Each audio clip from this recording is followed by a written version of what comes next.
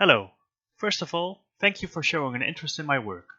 My name is Gerald Renten, and I will talk about my work titled Evaluation of Different B-Value Sampling Strategies in Cerebral IVIM, Application to Interstitial Fluid. I have nothing to disclose. I will start with a short introduction. IVIM, or intravoxel incoherent motion, is a diffusion-weighted MR technique with a range of B-values. It has the potential to simultaneously measure the parenchymal diffusion and microvascular perfusion. When looking at the MR signal with respect to relatively high B values, we observe that the signal decays exponentially. However, the signal for lower B values do not follow this relation due to the presence of an additional perfusion-related component. This is referred to as the IVIM effect, and from this the perfusion signal fraction can be calculated. Traditionally, the diffusion and perfusion components are separated using bi-exponential models, but recently spectral analysis, such as non-negative least squares, gained attention. The non-negative least squares provides a spectrum of IVIM components for each voxel. For example, the spectrum for a specific voxel might look like this, with a microvascular perfusion and a parenchymal diffusion component. From this, the perfusion fraction can be calculated. Looking at a different voxel, placed in the white matter lesion, we might find an additional component, dubbed the intermediate component. Similar to the perfusion fraction, we can calculate the intermediate fraction. Doing this for all voxels results in an intermediate fraction map, as shown here.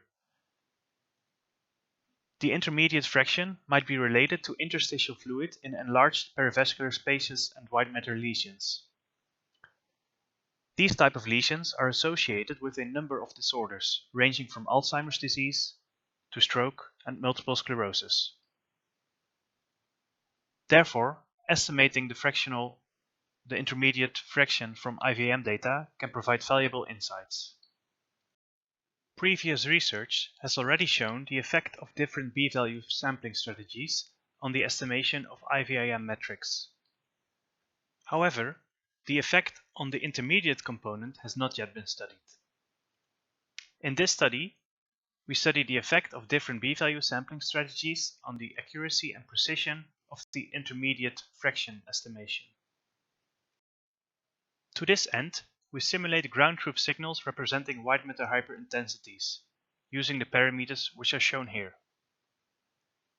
Note that the ground truth signal has a strong intermediate component.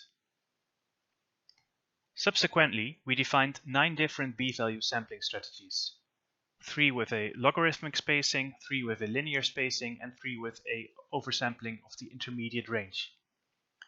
For each strategy, the number of B-values is varied from 10 to 15 to 30.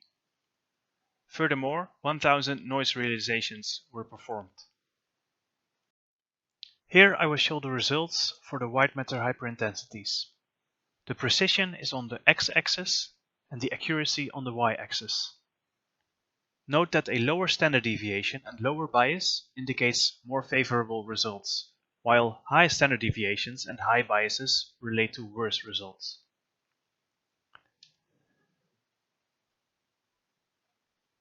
The results become more favorable when scanning more B-values, which is expectable since there is an increase in signal due to multiple measurements.